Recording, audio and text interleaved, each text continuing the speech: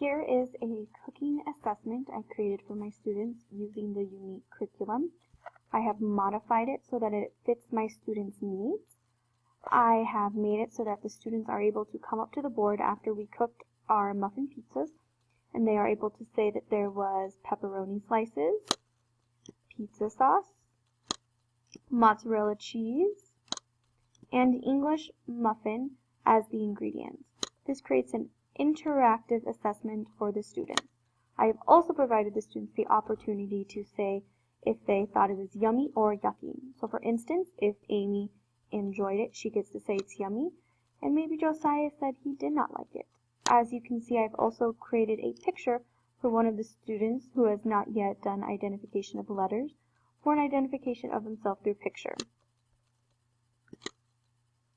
I've also been able to say if it was fun to cook. So there is 2 options, whereas the original curriculum had about 3 or 4.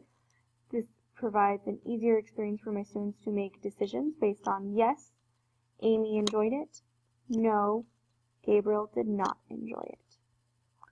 My next example is a goodbye poem flip chart that I have created. We were saying goodbye to 2 students, so for inclusion time, I found a poem. The poem, the students were able to read, "See you later." Here is a picture guess on what the word might be, and also for students that were not yet working on reading this whole sentence, they could just do the letter recognition of A or the sound that the A letter makes.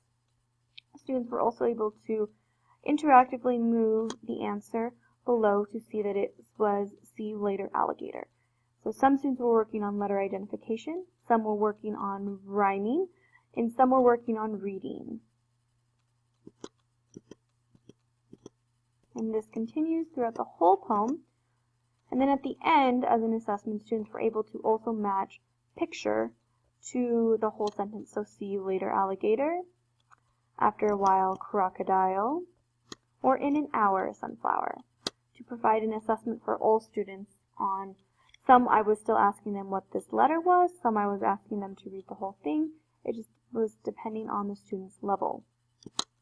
Here is the unique flip chart that I modified based off of the unique curriculum. This is the assessment based off of the story the students read in the unique curriculum. It originally is on paper, and the students would use paper and pencil to complete it. I have gone and copied and pasted the work from the unique curriculum so that students are able to interactively show their assessment. So here it says, where does the nurse work? The students are then able to come down, find where the nurse works, hospital, bring it up to the correct place for the answer. As you can see with the words, there is also pictures to help the students with recognition of the words and their meaning. One student, he is also working on just matching pictures, so he is given the picture of the correct answer, and then with hand over hand, he would bring over the picture to the board and match it on top of the word hospital to show that he is able to match it. This has been done hand over hand. It has also been done independently by him. As you can see, this is completed for about 5 questions. This is an example of the technology that I have created and modified for the use of my students and their needs.